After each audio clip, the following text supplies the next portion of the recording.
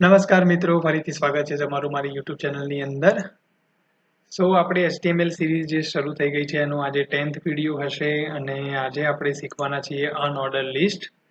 List શું છે, HTML ની અંદર કેટલા ટાઈપના લિસ્ટ છે અને ઓર્ડર લિસ્ટ વિશે આપણે પ્રીવિયસ વિડીયોઝની અંદર વાત કરી લીધી છે. પ્લે લિસ્ટની લિંક તમને આ વિડીયોના એન્ડમાં મળી જશે, તો તમે ત્યાં જઈને વિડીયોઝ જોઈ શકો છો.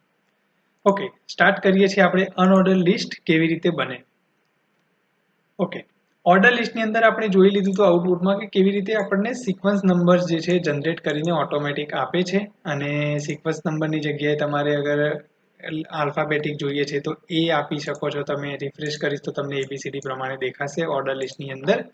હવે સેમ વસ્તુ આપણે અનઓર્ડર લિસ્ટમાં બનાવીએ તો હું નીચે UL ટેગનો યુઝ કરીશ. અનઓર્ડર લિસ્ટ મતલબ કે આપણું UL ટેગ. OL એટલે ઓર્ડર લિસ્ટ, UL એટલે અનઓર્ડર લિસ્ટ. તો તમારે અગર અનઓર્ડર લિસ્ટની જરૂર છે તો તમે UL ટેગ બનાવો. ચલો, થોડુંક આળસ આપણે રાખીશું, કોપી પેસ્ટ કરીશું અને UL ની અંદર આખું એલાઇવ મૂકી દઈશું એઝ ઇટ ઇઝ. ઠીક છે? ઓકે, મેં કોપી પેસ્ટ કરી નાખ્યો છે. હવે બંનેનો આઉટપુટ જે છે આપણે ડિફરન્શિએટ કરીશું. રિફ્રેશ કરીએ, જુઓ આ ઓર્ડર લિસ્ટનો આઉટપુટ છે અને આ અનઓર્ડર લિસ્ટનો આઉટપુટ છે. ચલો, આપણે થોડું ટાઇટલ એવું હોય તો આપી દઈએ જેથી તમને ક્લિયર થઈ જાય. અનઓર્ડર લિસ્ટ અને આપણું જે ઉપર આવે છે આઉટપુટમાં એ છે આપણું ઓર્ડર લિસ્ટ.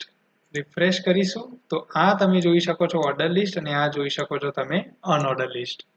તો જુઓ, ઓર્ડર લિસ્ટની અંદર કેવું તમને સિક્વન્શિયલ દેખાય છે કે ABCDEFG, પણ અનઓર્ડરની અંદર તમને ખાલી બુલેટ્સ દેખાશે.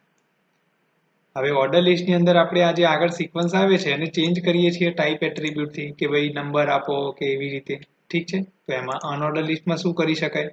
તો એમાં બી કરી શકાય, પણ એમાં અગર કોઈ એમ કે હું 1 આપું, રિફ્રેશ કરીએ આપણે, જુઓ કોઈ ફરક નહીં પડે, કારણ કે અનઓર્ડર લિસ્ટ છે, એમાં ઓર્ડરિંગની જરૂર જ નથી, એટલે તેને અનઓર્ડર કહેવામાં આવે છે કે એમાં કોઈ ઓર્ડરિંગ ના હોય. તો પછી એની ટાઈપ શું હોય મિહિલભાઈ? તો ટાઈપમાં કંઈ જ નહીં. અત્યારે તમારે બુલેટ્સ આવે છે એટલે એમની ટાઈપ કહેવાય ડિસ્ક.